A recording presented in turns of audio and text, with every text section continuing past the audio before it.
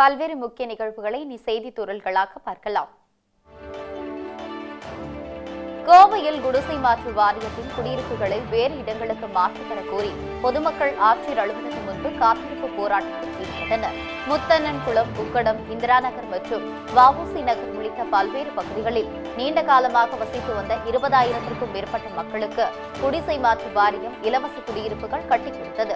இந்நிலையில் பெரும்பாலானோர் குடியிருப்புகளுக்கு சென்றுவிட்ட நிலையில் புறநகர் பகுதிகளில் இருந்து குழந்தைகளின் படிப்பு மற்றும் வேலைகளுக்கு சிரமம் ஏற்படுவதாகவும் தங்களுக்கு நகர் பகுதியிலேயே மாற்றிடம் வழங்க வேண்டும் என்றும் 100க்கும் மேற்பட்ட பொதுமக்கள் காத்திருப்பு போராட்டம் நடத்தினர். வேலூர் மாவட்டம் குடியாத்தத்தில் உள்ள குளத்தில் பெண் ஒருவர் சடலமாக கண்டெடுக்கப்பட்டுள்ளார். தரணம்பேட்டை பகுதியில் உள்ள ராபின்சன் குளத்தில் பெண் ஒருவர் சடலமாக மிதப்பதாக வந்த தகவலை அடுத்து அங்கு வந்த குடியாத்தம் போலீசார் தீயணைப்பு துறையினரின் உதவியோடு உடலை மீட்டு பிரேத பரிசோதனைக்காக குடியாத்தம் அரசு மருத்துவமனைக்கு அனுப்பி வைத்தனர். போலீசாரின் முதற்கட்ட விசாரணையில் அந்த பெண் பிச்சனூர் பகுதியைச் சேர்ந்த சுகுணா என்பதும் கண் அறுவை சிகிச்சை செய்து கொள்வதற்கு பயந்து தற்கொலை செய்து வந்ததும் தெரியவந்துள்ளது.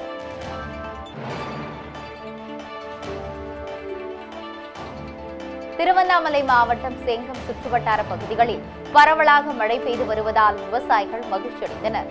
செங்கம் சுற்றுவட்டார பகுதிகளில் வறட்சி ஏற்பட்டு வந்த நிலையில் கடந்த 2 நாட்களாக தோக்கவாடி, மண்மலை, நாச்சுப்பட்டு, குயிலம், காயப்பட்டு, பரமடந்தல் ஆகிய பகுதிகளில் பரவலாக மழை பெய்து வருகின்றது.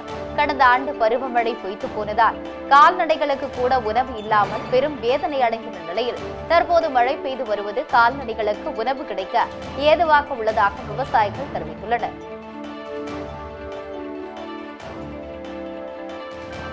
திருவள்ளூர் மாவட்டம் ஊத்துக்கோட்டை அருகே 17 வயது சிறுமிக்கு நடக்கவிருந்த குழந்தை திருமணத்தை சமூக நலத்துறை அதிகாரிகள் தடுத்து நிறுத்தினர்.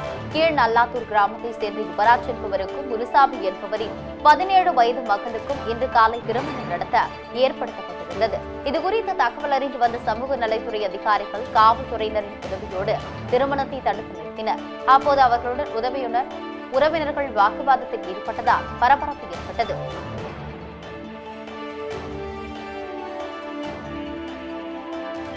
வேலூர் மாவட்டம் காட்பாடி அருகே ஆட்டோவில் இருந்து தவறி விழுந்த பள்ளி சிறுமி உயிரிழந்த சம்பவம் சோகத்தை ஏற்படுத்தியுள்ளது.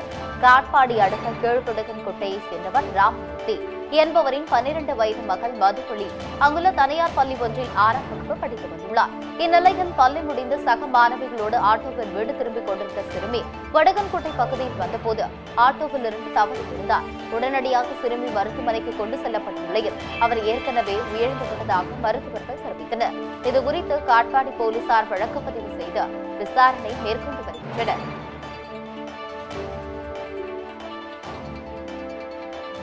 கோவையில் குடிநீர் மற்றும் சுகாதார வசதி கோரி அரசு அடுக்குமாடி குடியிருப்பில் வசித்து வரும் மக்கள் திடீர் சாலை மறியலில் ஈடுபட்டதால் பரபரப்பு ஏற்பட்டது. கோவை உக்கடம் கழிவுநீர் சுத்திகரிப்பு பண்ணை அருகில் உள்ள அரசின் அடுக்குமாடி குடியிருப்பில் கடந்த 25 நாட்களாக குடிநீர் வராததால் அங்குள்ள மக்கள் மிகவும் சிரமத்திற்கு உள்ளாகியுள்ளார்கள். மேலும் தண்ணீர் வசதி இல்லாததால் வீடுகளில் கழிவுகள் வெளியேற முடியாமல் துர்நாற்றம் வீசுவதாக கூறி திடீர் சாலை மறியலில் ஈடுபட்டனர். தகவல் அறிந்து வந்த உக்கடம் போலீசார் உரிய நடவடிக்கை எடுப்பதாக உறுதியளித்ததை தொடர்ந்து அவர்கள் கலைந்து சென்றனர்.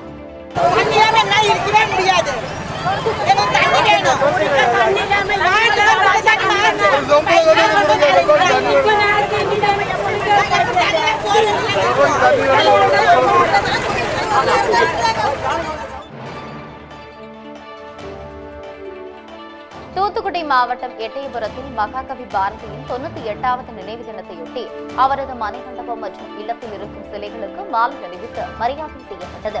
தொடர்ந்து தனியார் அறக்கட்டளை சார்பில் குழந்தைகள் பாதுகாப்பு குறித்த விழிப்புணர்வு ஊர்வலம் நடைபெற்றது.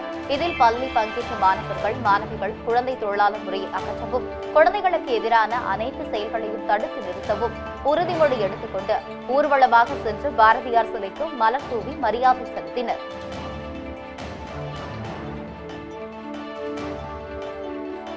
திருவள்ளூர் மாவட்டத்தில் வங்கிகள் மற்றும் ஏடிஎம்களில் நடைபெறும் கொள்ளை சம்பவங்களை தடுக்கும் வகையில் காவல்துறையினர் வங்கி நிர்வாகிகளுக்கு ஆலோசனை நடத்தினர். நடத்தினர். மாவட்ட காவல்துறை கண்காணிப்பாளர் சந்திரதாசன் தலைமையில் நடைபெற்ற இந்த கூட்டத்தில் அரசு மற்றும் தனியார் வங்கிகளைச் சேர்ந்த 25 வங்கி மேலாளர்கள் பங்கேற்றனர். இதில் கண்காணிப்பு கேமராக்கள், அலாரம், ஏடிஎம் இயந்திரங்களில் பாதுகாவலர், வங்கிக்கு பாதுகாவலர் போன்றவற்றை உடனடியாக நியமிக்க வேண்டும் என்றும், சந்தேகப்படியான வெளிநபர்கள் தெரிந்தால் காவல்துறையினரிடம் தகவல் தெரிவிக்க வேண்டும் என்றும் ஆலோசனை வழங்கப்பட்டது.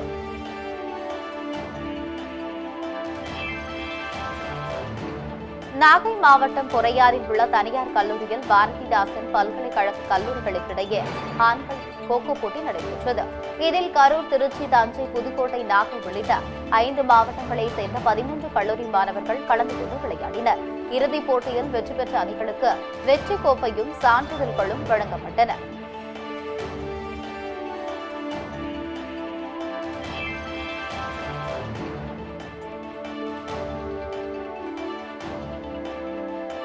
சரள் மண் திருடுபவர்களை குண்டர் சட்டத்தில் கைது செய்ய வலியுறுத்தி காங்கிரஸ் கட்சியினர் தூத்துக்குடி மாவட்டம் கோவில்பட்டி கோட்டாட்சியர் அலுவலகத்தினை முற்றுகையிட்டு போராட்டத்தில் ஈடுபட்டனர். சரள் மண் திருடுபவர்கள் மற்றும் அதற்கு உடந்தையாக இருக்கும் அதிகாரிகளை குண்டர் சட்டத்தில் கைது செய்ய வலியுறுத்தி கைகளில் இரும்பு சங்கிலியினால் விலங்கு போட்டு இரும்பு மண் சட்டியில் சரள் மண்ணுடன் நூதன முறையில் ஈடுபட்டனர். பின்னர் தங்களது கோரிக்கை மனுவினையும் கோட்டாட்சியர் அலுவலகத்தில் வழங்கினர்.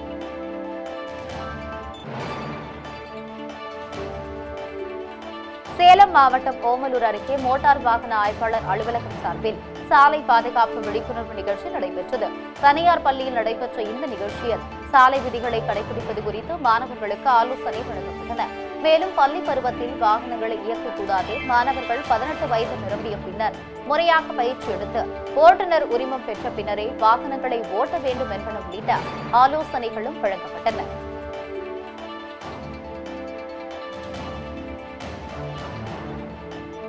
கிருஷ்ணகிரி மாவட்டம் தேன்கனிக்கோட்டை அருகே எலசட்டி கிராமத்தில் நடைபெற்ற மொகரம் பண்டிகை நிகழ்ச்சியில் மத நல்லிணக்கத்தை வலியுறுத்தும் வகையில் முஸ்லிம் மக்களும் இணைந்து பங்கேற்றனர். இதில் முஸ்லிம் பக்தர் ஒருவர் மேலதாளங்கள் முழங்க தலைமேல் பூக்களால் அலங்கரித்து அருள் வந்து ஆடினார். இதனைத் தொடர்ந்து ஏராளமான முஸ்லிம்கள் உடலில் கத்தி போட்டு உடலை வருத்திக் கொண்டனர். கிராமத்தில் உள்ள பொதுமக்களுக்கு பேய், பிணி, சூனியம் விளக்க வழிபாடு நடத்தப்பட்டது. பண்டிகையொட்டி சிறப்பு தொழுகையும் நடைபெற்றது.